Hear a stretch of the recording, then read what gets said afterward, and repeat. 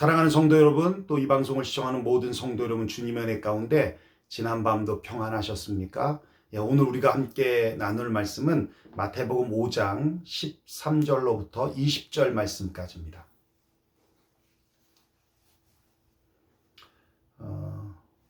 예수님은 정말 복된 사람이 어떤 사람인지 이 팔복에 관한 말씀을 하시면서 핍박과 박해 가운데 놓여있는 성도들을 격려하고 위로해 주셨습니다. 그리고 이어서 예수님을 따르는 사람들의 정체성과 또 역할을 소금과 빛에 비유해서 말씀하시는데요. 먼저 오늘 본문을 우리가 이해하기 위해서 두 단어를 좀 이해해야 할 것 같습니다. 그 단어는 이 분리와 구별이라는 단어예요.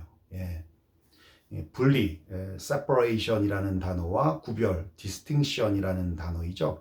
분리는 완전히 나누어져서 서로 관계가 없는 것을 말하지만 구별은 그 속에 살면서 그와는 다르다는 것을 말하는 거죠.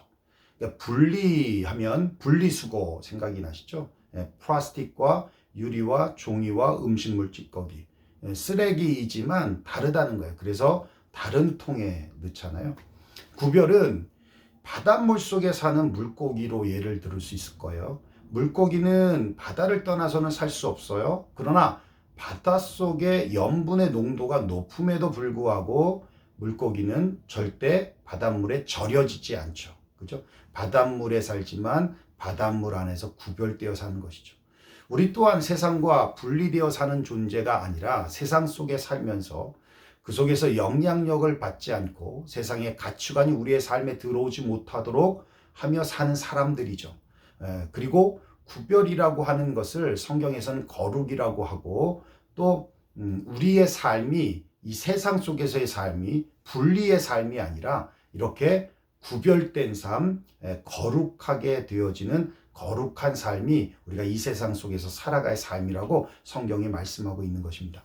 세상 사람들은 자신의 이익을 위해 죄를 짓는 것도 서슴지 않지만 예수를 믿는 우리들은 그렇게 하면은 안 되는 것이죠. 우리가 그들과 구별되는 중요한 요소는 바로 죄를 짓지 않는 것에 있지 않습니다. 자신을 순결하게 또 성결하게 하는 이 거룩한 성화의 몸부림에 있습니다. 아무 생각 없이 죄 짓는 것이 아니라 죄를 지을 수 있어요. 왜? 우리도 연약한 인간이니까. 그러나 거기를 향한 그 죄에 대한 몸부림이 있어야 된다는 것이죠. 이 모습을 가지고 우리는 세상 속에서 구별된 삶을 사는 것입니다. 그것이 오늘 본문에 말씀해주고 있는 소금과 빛의 삶이라는 것이죠. 자, 그러면 우리가 본문을 읽고 오늘 우리에게 주시는 메시지를 같이 나누겠습니다. 너희는 세상의 소금이니 소금이 만일 그 맛을 잃으면 무엇으로 짜게 하리요. 후에는 아무 쓸데없어 다만 밖에 버려져 사람에게 밟힐 뿐이니라. 너희는 세상의 빛이라 산 위에 있는 동네가 숨겨지지 못할 것이요. 사람이 등불을 켜서 말 아래 두지 아니하고 등경 위에 두나니 이러므로 집안 모든 사람에게 비치느니라. 이같이 너희 빛이 사람 앞에 비치게 하여 그들로 너희의 착한 행실을 보고 하늘에 계신 너희 아버지께 영광을 돌리게 하라. 내가 율법이나 선지자를 폐하러 온 줄로 생각하지 말라. 폐하러 온 것이 아니요 완전하게 하려 함이라. 진실로 너에게 이르는 천지가 없어지게 하는 율법의 1.1획도 결코 없어지지 아니하고 다 이루리라. 그러므로 누구든지 이 계명 중에 지극히 작은 것 하나로도 버리고 또 그같이 사람을 가르치는 자는 천국에서 지극히 작다 일컬음을 받을 것이요 누구든지 이를 행하며 가르치는 자는 천국에서 크다 일컬음을 받으리라. 내가 너희에게 이르노니 너희 의가 서기관과 바리새인보다 더 낫지 못하면 결코 천국에 들어가지 못하리라. 오늘 본문은 여기까지입니다.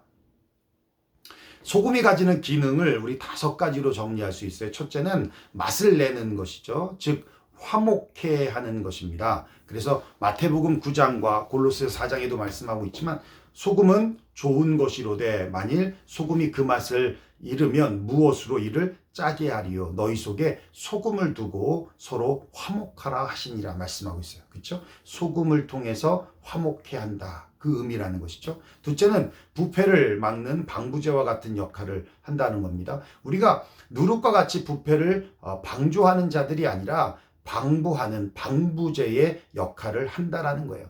세상의 부패를 막는 최선의 방법이 여러분 뭔지 아십니까?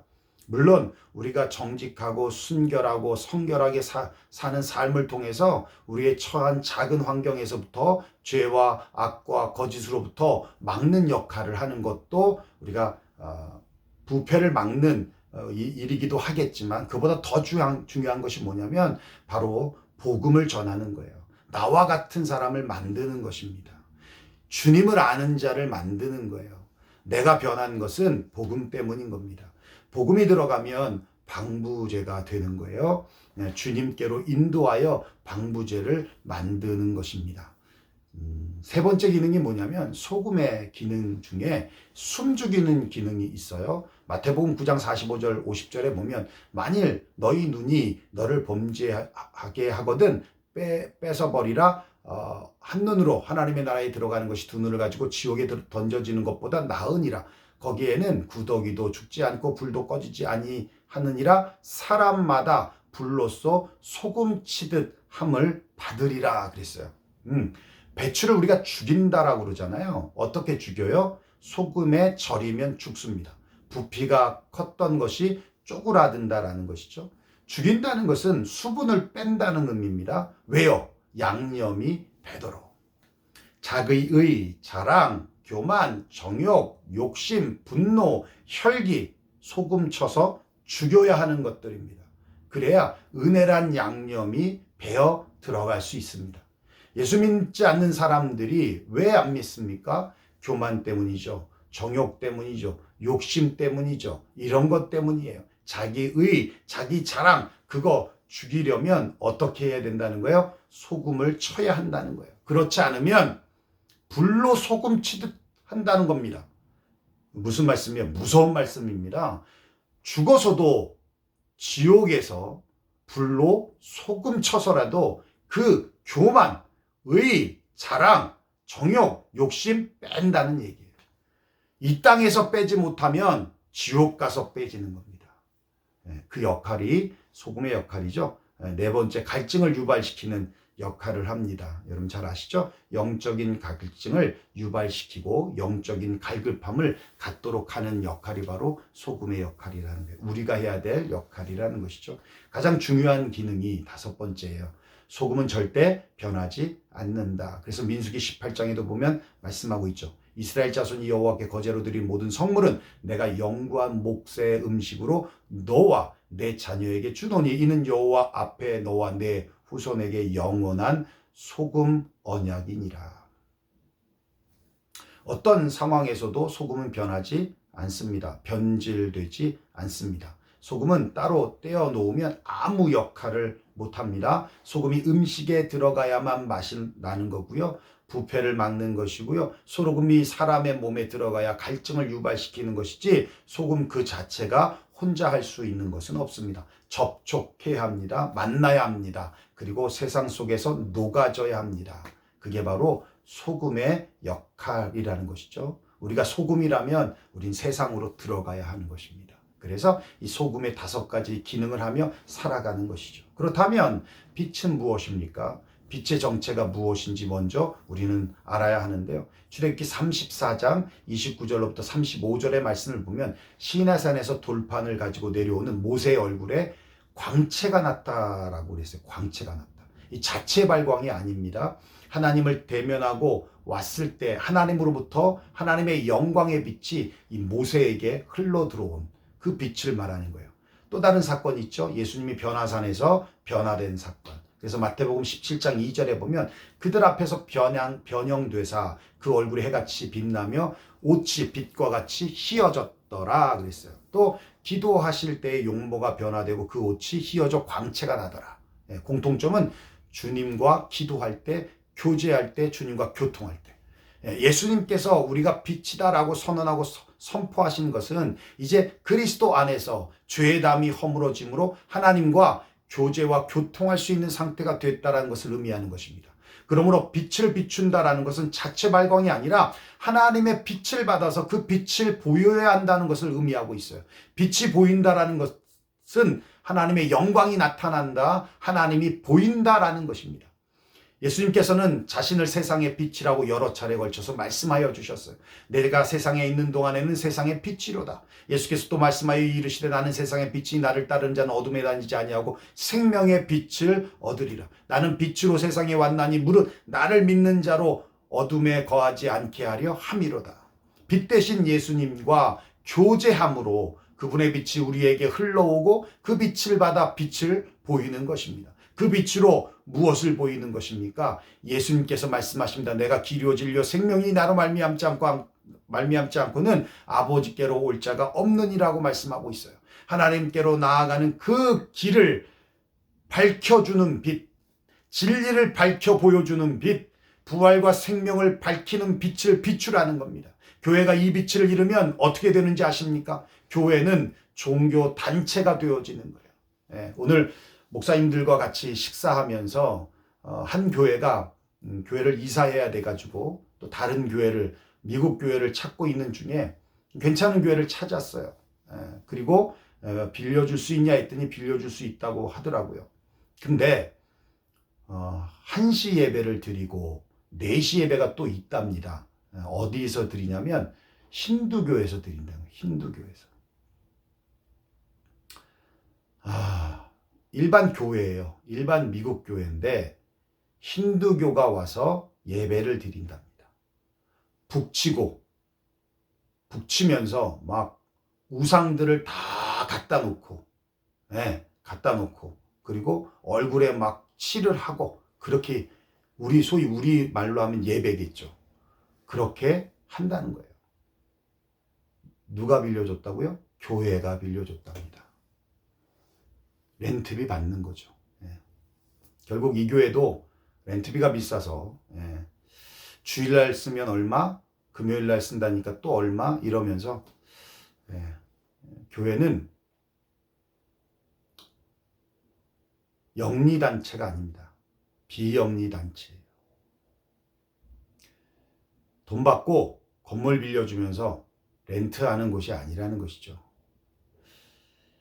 교회가 빛을 잃으면 종교단체가 되는 겁니다. 그러니까 힌두교가 들어오든 모슬람이 들어오든 이슬람이 들어오든 돈 케어. 돈만 받으면 되고 자기들이 예배를 드리면 되는 거예요. 이게 종교단체지 뭐겠습니까? 불안해, 평안, 위로받는 곳, 복받는 곳. 세상은 점점 더 어두워 가는데 그냥 내 평안을 위해서 다니게 되는 종교생활. 교회가 진리의 말씀을 바르게 외치지 못하니까 하나님의 나라를 바르게 보여주지 못하니까 다시 캄캄한 암흑의 세상이 되어가는 것입니다. 그 다음이 중요한데요. 모세의 모습을 보고 난 뒤에 백성들이 어떤 반응을 보이냐면 30절에 보면 이렇게 말해요. 아론과 온 이스라엘 자손이 모세를 볼 때 모세의 얼굴에 피부에 광채가 남을 보고 그에게 가까이 하기를 두려워하더니 그랬어요. 영적인 권위입니다. 주님이 우리에게 빛이다 라고 하신 말씀 속에는 영적인 권위를 위임해 주신다는 것입니다. 그래서 마태복음 28장 18절 20절 여러분 잘 아는 말씀이시죠? 예수께서 나와 말씀하여 이르시되 하늘과 땅의 모든 권세를 내게 주셨으니 그러므로 너희는 가서 모든 족속으로 제자를 삼아 아버지 아들과 성령의 이름으로 세례를 베풀고 내가 너희에게 분부한 모든 것을 가르쳐 지키게 하라. 볼지어다 내가 세상 끝날까지 너희와 항상 함께 있으리라 하시니라. 마태복음 10장 1절에도 말씀하고 있습니다. 예수께서 그의 12 제자를 부르사 더러운 귀신을 쫓아내며 모든 병과 모든 약한 것을 고치는 능력을 주시니라. 권위라는 것은 영향력입니다. 어둠은 결코 빛을 이길 수가 없습니다. 이제 우리는 세상에 의해 끌려다니거나 환경에 눌린 자들로 살아가면 안 되는 것입니다. 생존의 문제가 더 이상 우리를 끌고 가게 해서는 안 되는 것입니다. 이제 우리는 고난도 다루는 자가 되어야 합니다. 우리에게 다가온 어떤 것도 하나님의 통치 아래 있기에 이제는 죽음의 문제까지도 우리를 지배할 수 없는 자들이 되었다라는 것입니다. 어떤 것에 의하여 무릎 꿇지 않고 당당한 권세 있는 자의 삶을 살아가야 된다는 것입니다. 여러분, 피해 의식에 빠져 살아가거나 자신의 운명을 자학하거나 우울하게 살아가서는 안 됩니다. 누구의 탓도 하면 안 돼요. 이웃 탓, 부모 탓, 그거 다 연약한 자들의 모습입니다. 하나님 원망, 하나님 우리에게 이미 승리 주셨고 승리를 누리도록 하시고 모든 특권과 재능과 능력을 다 주셨는데 왜 하나님을 원망합니까? 깨어지고 망가지고 원망하는 사람들을 그곳으로부터 끌어내도록 우리를 부르셨습니다. 우리가 같이 그 안에서 호우적거리면 하나님께서 얼마나 안타까워 하시겠습니까?